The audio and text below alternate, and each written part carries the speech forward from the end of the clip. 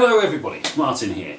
This video is basically me explaining my philosophy behind teaching the guitar. So after 25 years I've decided that yeah, probably I'm good enough to teach people at least to an intermediate level, and then by the time you've got the hang of the basics you should be going kind of off in a tangent. You don't really want to be learning too much of someone else's style. But there is obviously a lot of ground to cover before you can get to that stage where you can, spread your wings. So I was thinking about how I taught myself to play the guitar. I did start when I was about 12, which is handy because when you're that age you just spend every waking minute playing doing whatever it is that gives you the passion, whether it's football or whatever, but obviously for me it was playing the guitar. So I spent every single evening I'd be in my bedroom practicing, and I remember having a hallelujah moment when I played my first bar chord. That was brilliant. My fingers were just really sore, but eventually I built up enough strength to play a bar chord, and after that that was a major milestone, all done and dusted. And if you don't know what bar chord is, you've come to the right place, because I'm going to go through a few of the basics straight away. So this is a kind of pre-lesson, if you know what I mean. I've probably give away enough information here. You don't actually have to have lessons. You just practice what I'm suggesting in this video. Anyway, if there's anything in here you don't understand, then obviously you can contact me and I'll go through it. So I was going through how I learned to play the guitar, and I came across this old book here, Learn to Play Guitar. Very literal, and it's a very good book. Now, it does look a little bit, possibly slightly childish if it's aimed for kids, which it probably is, but then again, if you're starting from, even if you're an adult, you start from scratch, it kind of makes you a kid on the guitar. That's the way I look at it. And so don't be fooled by the sort of simple, in fact the whole idea of the book is that it's simple, but underneath there's a lot of meaty information in here, and it takes you through essentially everything from tuning the guitar. Well, first of all, there's a page here. First page, wow, look at all those lovely guitars. It makes you want to play the guitar just looking at them. There's a Strat type, Gibson type bass.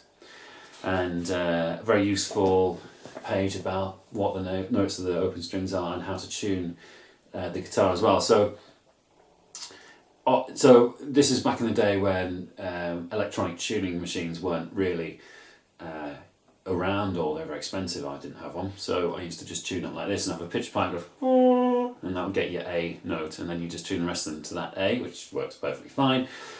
So I was just thinking that perhaps one of the things that a teacher can bring is the second way of tuning guitar is using harmonics, and it took me years to discover that this was possible. And of course, if you had a teacher that's go, well, you can tune this way, this is the basic way just down here, but if you want to do it a little bit more accurately, use the harmonics. So tuning 5th fret usually, that's the 4th, that's the 5th, so 4 or 5 is 5th fret.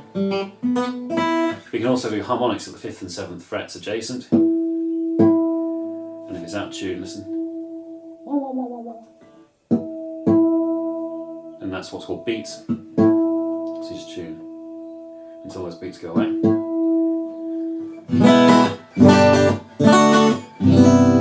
And you can do it at the top of the strings. Is it harder?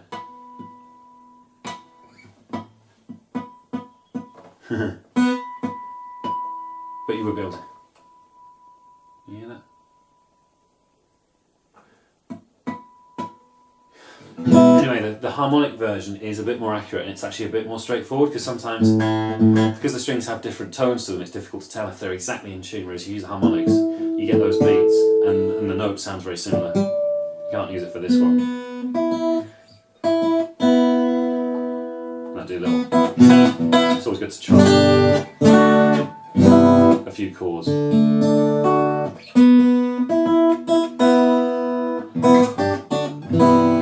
So that's just tuning. Anyway, so it's surprising how many people, even now, you hear playing on videos and things, the guitar's out of tune. Oh, come on, no excuse. So straight away after you've had the tuning page, you're on page 6. First chord, D chords. Fair enough. It's quite straightforward. 4 strings. Now the good thing about the book as well is it's because it was made, when was it, in the 80s or 90s, something like that, 1988. So this is in the pre-post-truth world where things were actually accurate and normal. I've seen videos of so-called teachers getting chords wrong names, you know, playing basically the wrong chord, or something that's a sort of a shortcut, but they don't explain why it's a shortcut. They just say, oh, there's an F, or it's not, it's an F major 7th or something like that. So this book actually is accurate in, as far as I can tell, every single respect. So it's good to have a reference point. Now, so you've got D chord here. There we are. Straight away, is that an E, I think? It's backwards, but yeah, that's an E, it says. So straight away, page 6, you learned a couple of chords, D and E. And then the page, coping with sore fingers. Lovely, lovely little techniques. Shows you your fingering here. That's page 6. Next page, 3 chords in A, 3 chords in E, E, A and B 7, 3 chords in C, C, F and G 7. So straight away on page 8 you've got 3 sets of 3 chord tricks. 4 actually, because there's a minor set there as well, A minor. Brilliant technique tips. So these boxes, they've all got the fingering numbers at the top, so very, very accurate. They've got crosses where you don't play the string. Again, some people say, oh, with a D you can just play the A string, which really technically isn't correct. You should just be playing 4 strings to go to D.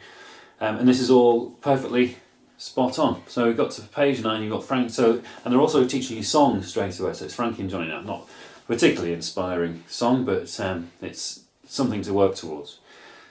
Here we are, page 10, playing the blues. So the entirety of modern pop music is based on the blues, basically. That's a slightly controversial statement, but you know, very, very influential style, blues. All dance music is, you can trace it back to the blues, I would argue, and rock music, for that matter. So they're introducing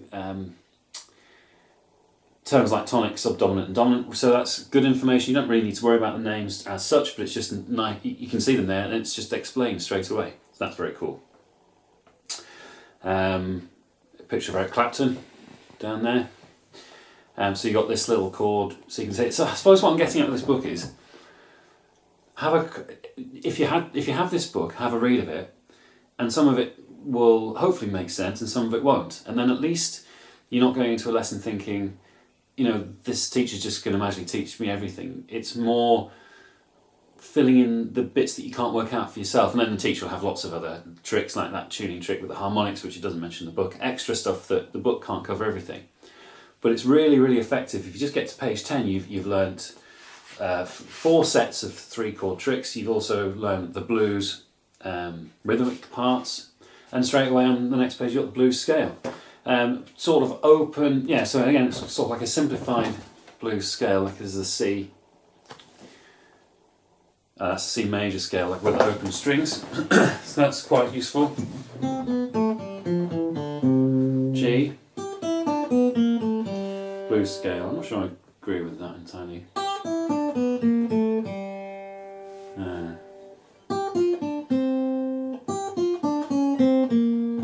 I'm all playing like that, but anyway, sort of. Yeah, major, minor. So that's interesting, but anyway, you've got C major, G blues scale, which is a bit funny. There's a Robert Cray riff here.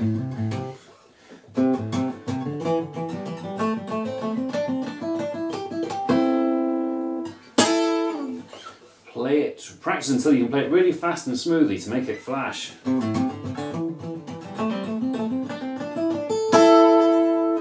Something like that. So it's telling about rhythms, crotchets, quavers. This is just page 13, you know, so we're that far through the book, but it's presenting things in such a simple way that it feels accessible. I love this book, it's really, really good. Lead guitar, page 14, blues scale in C.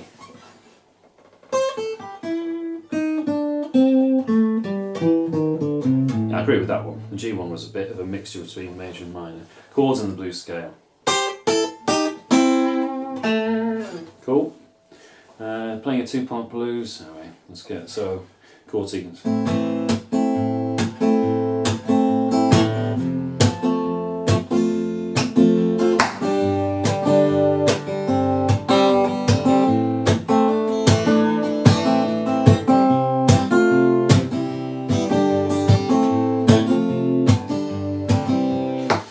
So the idea here, two-part blues. So if you've got a friend or teacher or whatnot, plays the rhythmic parts at the top, and it's got suggested lead parts at the bottom. So this is just page 15. But as I say, you can. There's not so much on the page that becomes overwhelming. There's lots of pictures and things. Yeah, brilliant. Folk music.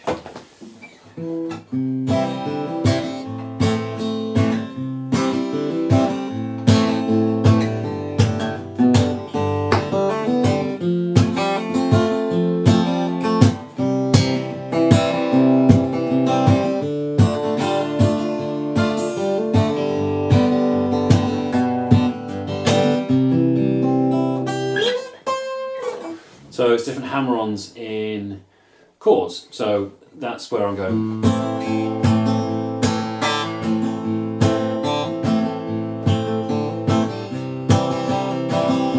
And if you saw my other video with the Greg Koch piece, and that was quite a wide-ranging video, but it was basically getting to the point where emphasising the point that lead and rhythm can become blurred, because really lead is just selecting notes out of chords, and the sort of, not the pinnacle, but the sort of the desirable technique to approach is that you can just play chords. There's no barrier between your lead and rhythm work.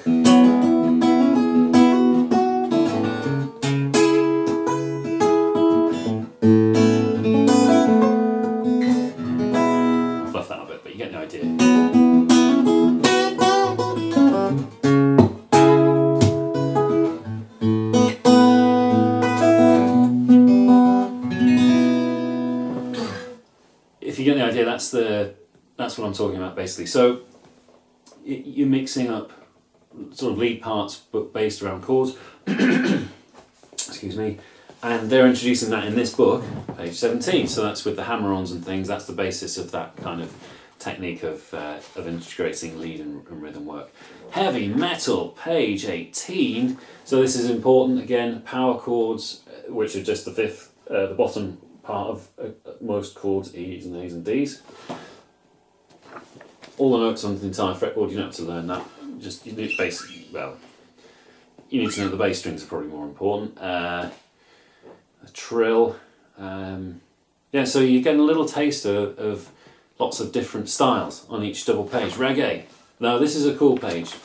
Now, because of this these chords here, can you see those? They are the top part of a chord. So again, we're starting to talk about how that this A minor here, that looks totally different to the A minor that you play down the end of the neck, but it's still an A minor, and it's important to be able to know lots of different inversions, or at least start to work out where they are. So A minor, and then you have that top.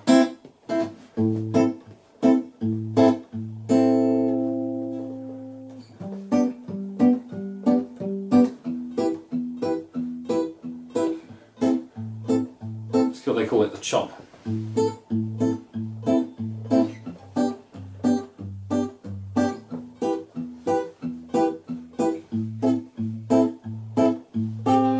Yeah, that's really cool. I think that's really important.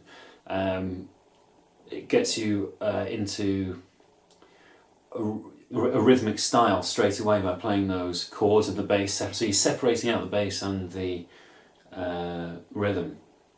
The bass and the chord part, if you know what I mean. Now, they don't necessarily mention doing that, so they would just be suggesting here you just go and you have a bass player to the bass player, the bass line. But it's not difficult to just add in the bass.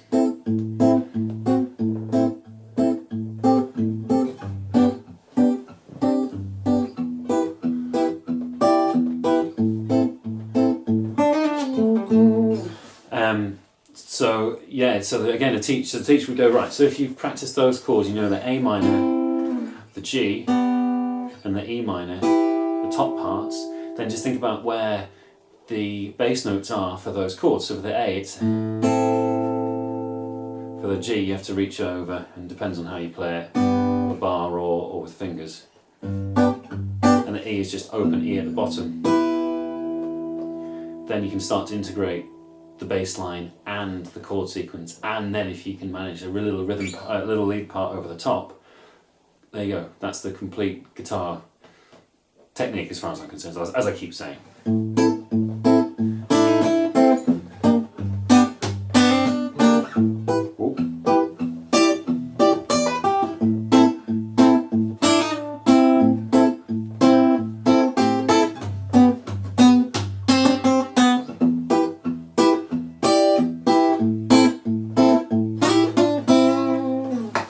So there you are. So again, using this book as the reference point, you can obviously take the book home.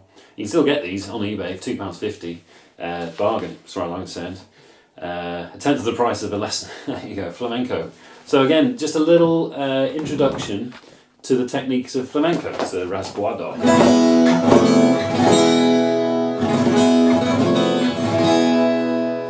Yeah, I remember playing this as well.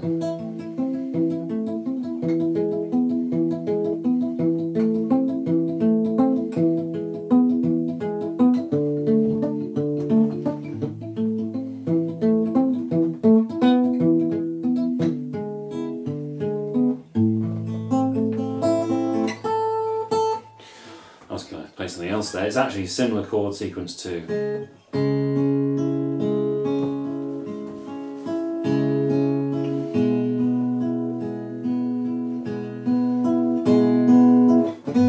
Yeah. Put myself on the spot there. Anyway.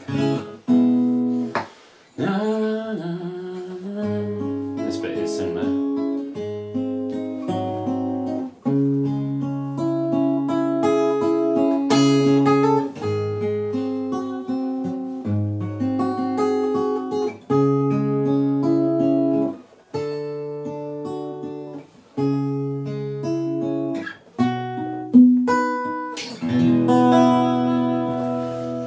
So yeah, so they're suggesting different chords.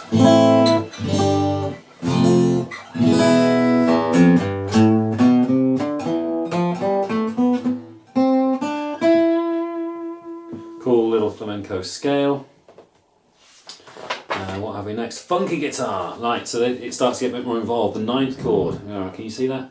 Ninth chord. Very important, the ninth chord. Some people just have their whole careers doing ninths and sevens.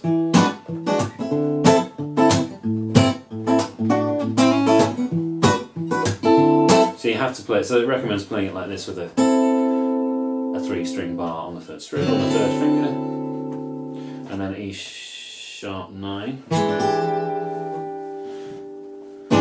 Hendrix E, click trick. Oh yeah.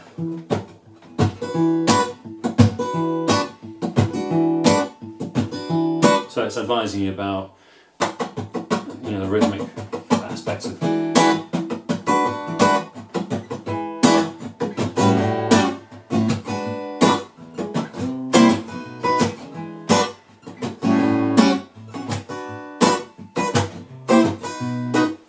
One, two, three, four, and that kind of thing.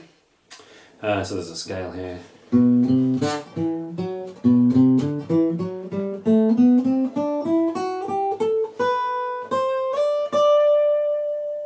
Not sure exactly what that scale is. Probably should know. Classical guitar. Oh my god, I've tuned it.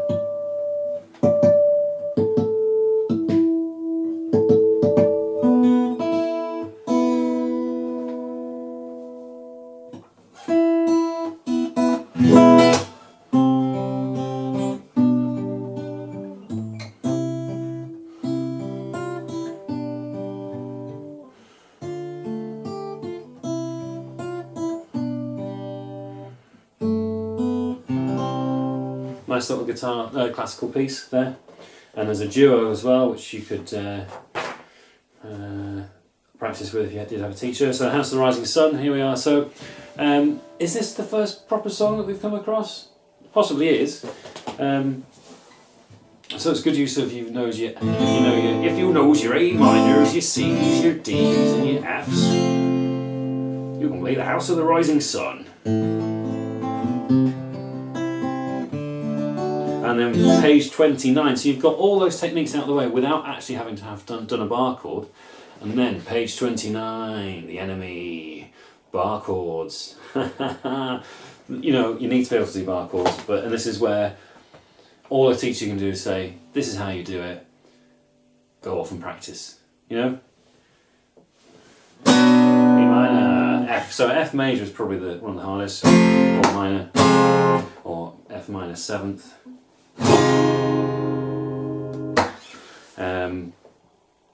Yeah, so it's teaching you minor. So it's basically I've just done that, and that's actually what it's teaching you. And then so that's the E, sort of what you might call it E shape, because it's basically an E moved up and down the neck. And then A shape ones. The major one's tricky. B flat major. You can do it like this, which I tend to do. It looks a bit painful on the old pinky. It's not too bad. That's more awkward. But minor is straightforward. So you'd be more inclined to do a major in a E shape, and then a minor in an A shape, and major 7th. I think there is probably one mistake here. I don't know if people agree with me. So they're saying that this one there, you can see that. That's saying it's a 7th, isn't it? It's really a major 7th. I suppose it depends how you look at it, whether you look at it, the 7th means dominant 7th or major 7th, but I personally think that is a major 7th, and when you say like C7 you mean dominant 7th. Anyway, minor point. That's the only mistake I can find in the whole book. So yeah, page 29 they go on to bar chords, and then you can play House of Rising Sun or using bar chords, so it's a nice little exercise as well. Jazz now. So on page 30 you're actually going to go into jazz. So it might look like a simple book, excuse me. It might look like a simple book for kids, but by page 30 they're teaching you G7 flat 9. And I actually skipped this page when I was learning, and I've only just sort of got round to learning the chords. Oh, that's nice, isn't it? So I think G7 was in the 4th position. Yeah, man. I actually don't know what the root is on that. It's embarrassing, isn't it? And it's D minor 7 flat 5 as well. So that one is definitely the root. That's the dominant set. That's the diminished, which is the final chord before you get back to the root in G. So anyway, let's see about this chord. So C minor 7.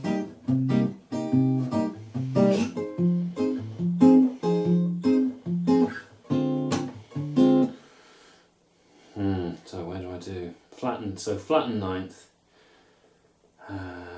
So if it was a normal 9th, if it was G, it would be there. Good Lord.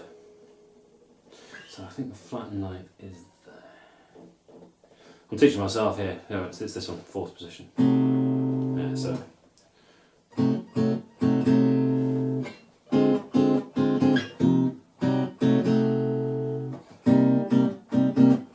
E flat minor 7.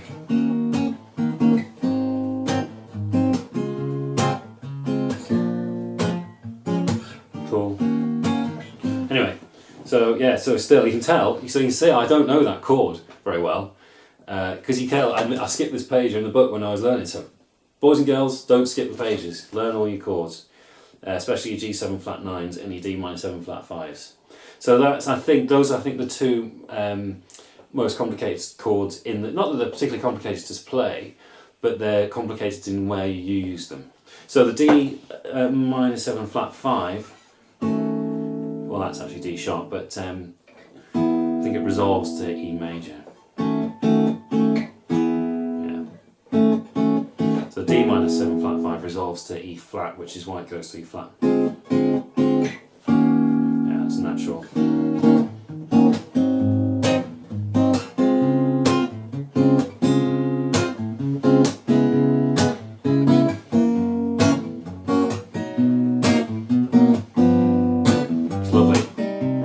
Key change there.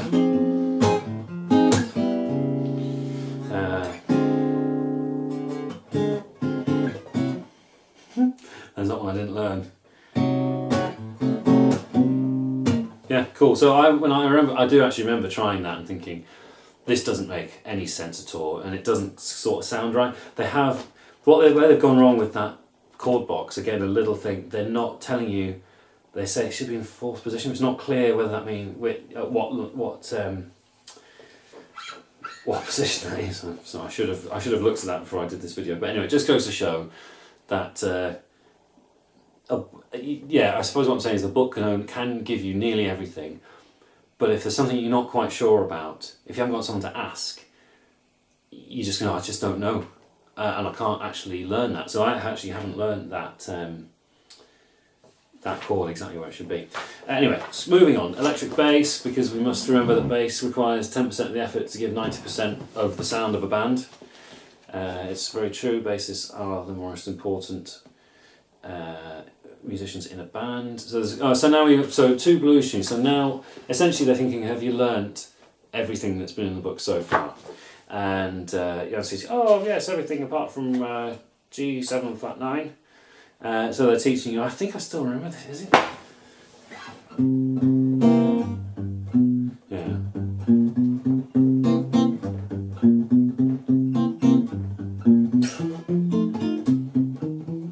That's cool.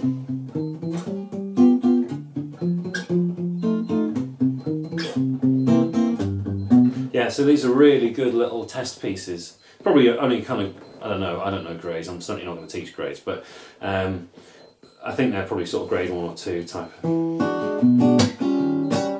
So it's jazzing up the 9th chord.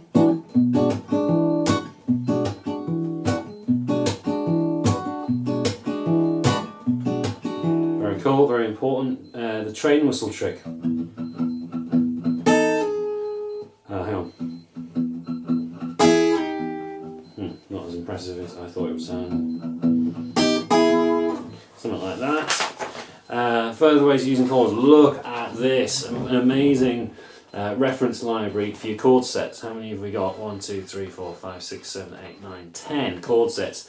So they're using phrases like tonic, subdominant, dominant 7th, which, you know, if you don't know what that means, you will do once you look at this sheet. A major, C major, D major, E major, F major and G major. So this is what you might have heard of a system called the caged system. Again, it took me years to work. What people want about the caged system? It just means you know the chords C, A, G, E and D, and you can bar them, and you also, obviously, handy to know the chord sets, the 3 chords, tonic, subdominant and dominant 7th, as they correctly say. And A minor, B minor, D minor and E minor. Transposing tunes using bar chords, which is sort of the whole point of them. And that's actually most of the theory in the book. There are some tunes at the back which you can learn, and it gets into I remember poring over these books when I just had a naff acoustic guitar.